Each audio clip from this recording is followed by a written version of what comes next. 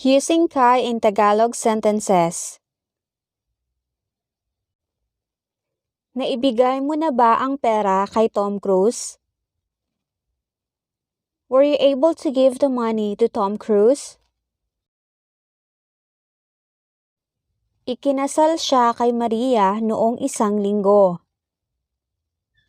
He got married to Maria last week. Naniniwala ka ba kay Alex? Do you believe to Alex?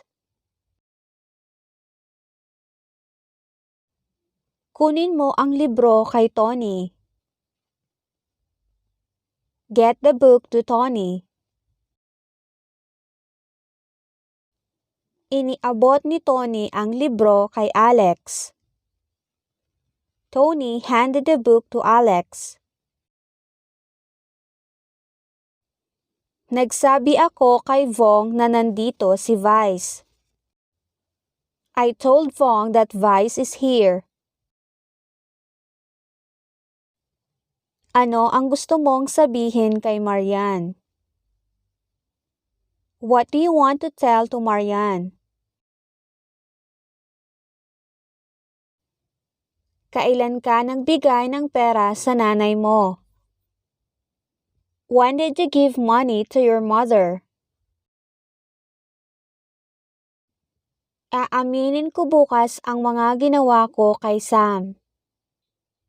I'll confess tomorrow what I did to Sam.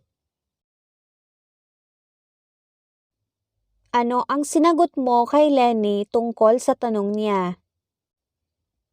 What answer did you give to Leni about her question? Huwag kang maniwala kay John. Nagsisinungaling lang siya. Don't believe to John. He's just lying.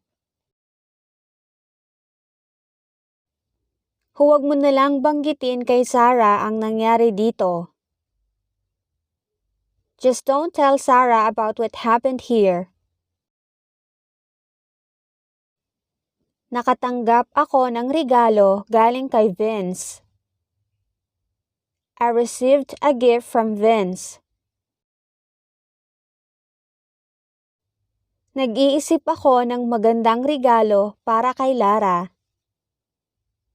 I'm thinking of a nice gift for Lara. Nagtira ako ng pagkaing may iuwi para kay Lola. I saved food to take home for Grandma. Ipinangako ko kay Lola na uuwi ako ng maaga. I promised Grandma that I'll be home early. Makikiusap ako kay ate na pahiramin ako ng pera. I'll request big sister to lend me money. Itinigil ko na ang pagbisita kay Juliet. I already stopped visiting Juliet.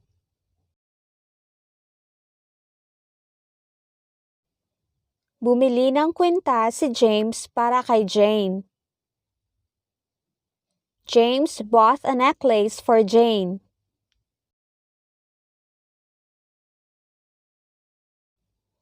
Naaawa ako para kay Harry.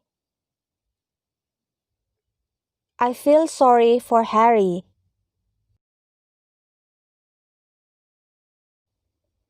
Dumalaw kami kay Liam sa ospital. We visited Liam at the hospital. Walang kumausap kay Emma sa kasiyahan. No one talked to Emma at the party. Sabihin mo kay Zach na ayaw ko na siyang makita. Tell Zach that I don't want to see him. Pwede ba akong magpa-picture kay Nadine? Can I take a picture with Nadine?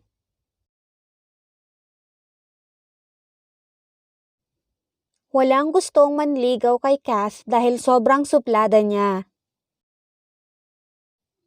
No one likes to court Cass because she's very snobbish. Walang makakatalo kay Julian sa pagluluto.